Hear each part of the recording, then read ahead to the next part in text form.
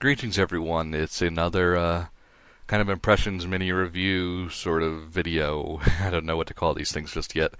Uh, since I went over Final Fantasy Type 0 previously, I'll go over the thing I got with it for the Day 1 edition, the Final Fantasy 15 episode Tuskegee, I don't know, Final Fantasy 15 demo that came with it.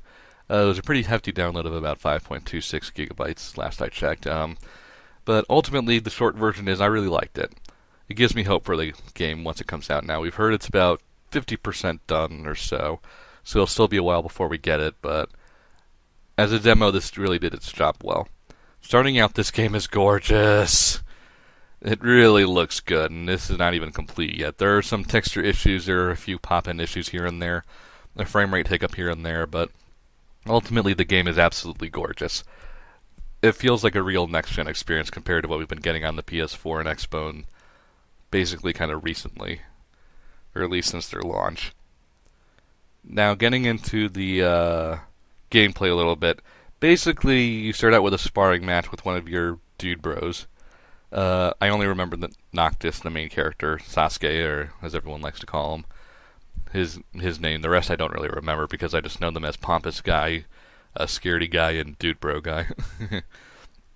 But you start out with a kind of a training mission, and it works out well, just to let you know. Basically, you use square to attack, and you can just kind of do your simple combo. You can switch weapons in the menus that kind of have different attributes. But basically, it's just kind of running around and just kind of whacking things on the head. You also have your warp, which is mapped to the X button. Once you target an enemy, which that needs to be better, the targeting is just awful. It just kind of focuses, but it doesn't really lock on. I mean, we've had Ocarina of Time since 1998. You should know how to do this by now, Square. But you can kind of focus and just press X, and he'll throw a sword and warp over to the enemy if it's far enough away, which is a nice kind of little thing you can do to kind of close the gap quickly. Now, the biggest problem here is that you're kind of slow. Enemies are basically, in this demo, are basically wild beasts most of the time. And they like to run around a lot. They like to kind of avoid your attacks a lot. So, Noctis just feels kind of slow. Like, it's hard to hit things. It's hard to get that final hit that he likes to do, which you don't really get control over. Basically, there's a lot of there's a lot more combat focus in this game. You can hold the L1 button to kind of automatically avoid attacks, which uses up your magic meter. Magic isn't really used for magic in this game. It's kind of your warp and dodge meter, which you need to recover over time. Basically, here's the thing. It's slightly more, I don't want to say Devil May Cry-ish because it's not really that fancy, but it's kind of like the Lord of the Rings, movie games that they made back in the PS2 Xbox era. It's kind of like that in a way. You have a parry, you have a block, you have a dodge, you have your long-range-ish warp kind of attack. So it's kind of like that. The problem is you're just a bit too slow at the moment. I would like it if they decided to say, hey, let's make it a bit easier to kind of get these attacks going and speed it up a little bit. That's what I would like to see. Or maybe there's just some kind of speedier weapon I don't know about in development that they just don't have for this demo that I'm not aware of. Now, the plot to this demo is basically your car is broken down, you need to hunt this big boss monster to get the reward and say, hey, here's all your money, you can get your car and end the demo. There are a few side missions in here, like finding a black chocobo or finding some materia and stuff. But I mostly focused on the main mission in hand. The plot's pretty simple. You're basically just kind of wandering around. You get your ass beat the first time. You go find into a cave with lots of goblins, and it's a pretty big cave for a demo. I was surprised, but lots of goblins in there, which surprisingly the demo can handle considering how early this still probably is. But you find an Eidolon Ramu, and then you go and basically beat the shit out of the boss monster.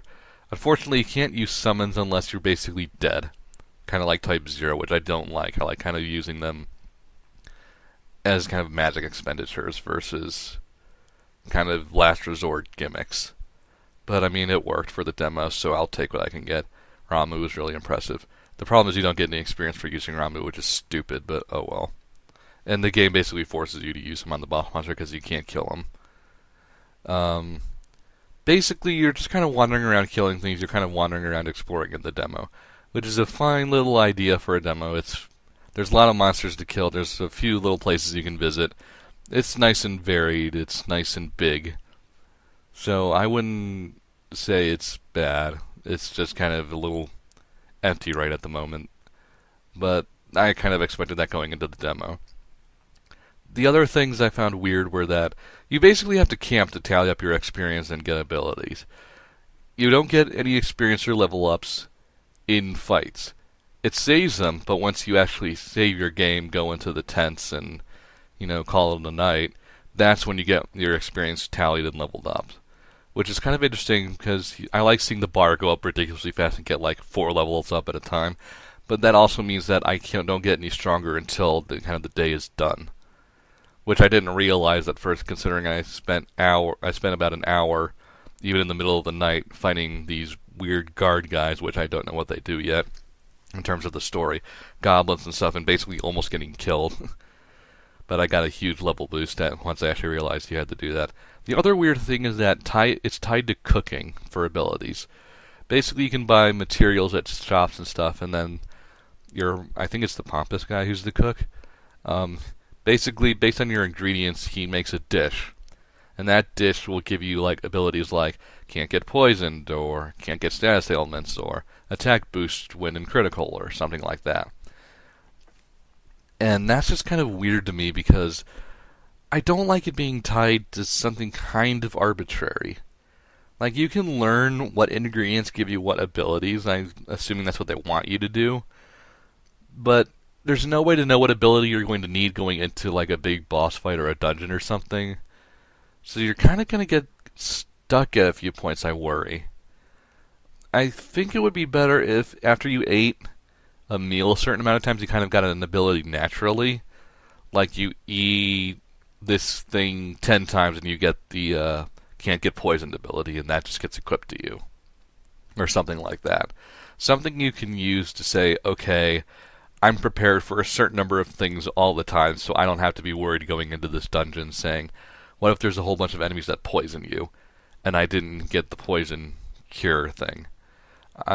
I suppose nothing's stopping you from leaving and then kind of restarting later, but that's just kind of bad game design to me. As far as the characters go, I kind of like Noctis. It's interesting to see a character that's kind of faking his confidence, which is kind of what I've been reading, as long as the interviews are correct. That he's kind of faking his confidence. He's not really kind of all that sure of himself, but he's kind of faking it for the sake of his friends, and since he's a prince, he kind of has to have that bravado, that kind of confidence a leader would expect. Your other guys are kind of one note at the moment. I'm sure we'll get more into them in the actual game, but for now they're just kind of, hey, it's the dude, it's the British pompous dude, it's the whiny kind of sidekicky dude, and there's the big dude bro kind of guy. And they help out at least. They'll give you potions if you're close to dying. They'll actually attack guys.